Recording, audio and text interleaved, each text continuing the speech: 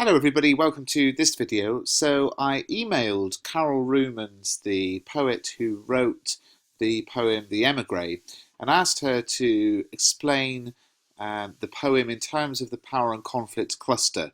Because I think one of the things that's so important to remember about these poems is that we're not just studying the poems and what they tell us about identity and place and all of the other things that we could pick out of the poems. We're looking at them certainly on the AQA exam board anyway, in terms of power and conflict.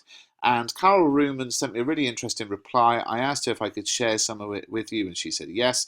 And here's the thing that she said, that I actually want to challenge you as the subscribers, as the viewers of this video, perhaps if you're watching this in class, to see what you think of this as an answer. So what Carol Rumens said is this: the poem is about conflict between imagination and convention.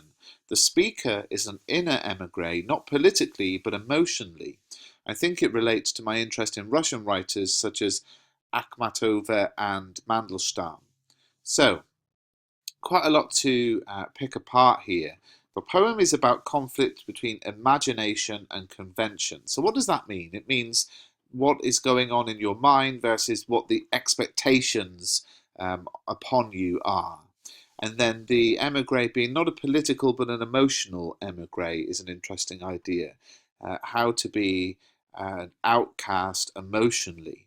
Now, the clue here, of course, comes in the Russian writers. So I've had a little bit of time to research these writers. I'm going to talk to you a little bit about them. But what I want you to do in the comments section is to see if you can make sense of this complex interpretation of the poem. The other thing that Carol Rumens did say is that, I'm quite happy to share my ideas with you, but that does not mean that this is the way you should analyze the poem. As many of the poets I've got in touch with have said, it's down to how the reader interprets the poem. But I just thought this would be an interesting challenge for you guys to see if you can pick it apart. So these are the two Russian writers that are referenced. Now, Akhmatova, so a couple of things about her that seem to be important in terms of what Rumens said.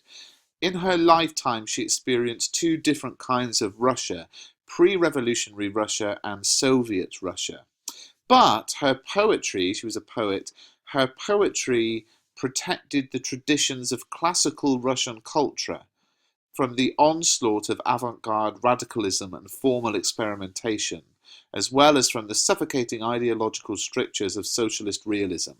That's just something I found online, by the way. That wasn't what Carol Rumens said to me. So basically what we've got with Akhmatova is this idea of what's going on in the real world not having an impact on what's going on in her poetry, that her poetry, she refused to let it be kind of influenced by the real world events, and there was this separation between her imagination, then I would see it as her poetry which protected the traditions of classical Russian culture, and the actual real world with the radicalism and the experimentation and the suffocating ideological strictures of socialist realism.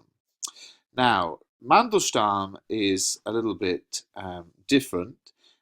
He was also a poet. He wrote, both of these Russians wrote lots of different things, but in terms of his poetry, he wrote a poem which got him in a lot of trouble. It was a poem called Stalin Epigram, and he only read it at a few small private gatherings, but it got him in trouble.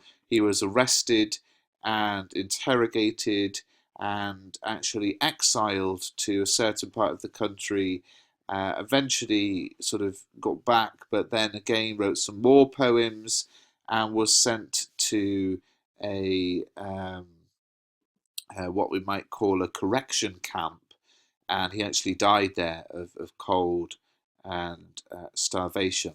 So he was an actual exile, an actual emigre, a political exile, whereas we might say that Akhmatova had this distinction between her imagination and the reality of Russian life. So just a little challenge for those of you who are enjoying the poetry: can you link your analysis of the poem in terms of a conflict poem to this idea of the emotional emigre, and perhaps even reference the Russian literature? Now, would you write about this in the exam? This is always interesting. There's not really any benefit in writing I know the poem is about this because the poet said it's about this. So what you would try to do is to analyze the poem in terms of being about an emotional emigre, and think about how you can analyze the poem in that way without it actually being important that this is what the poet said it's about.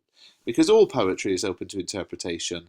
Of course, this was the original kind of idea of the poet, but we can interpret the poem in lots of different ways. But put a comment in the comment section if you've got any ideas about how you could look at the poem with fresh eyes in terms of it being about a emotional emigre. And please do subscribe to the channel if you haven't done so already.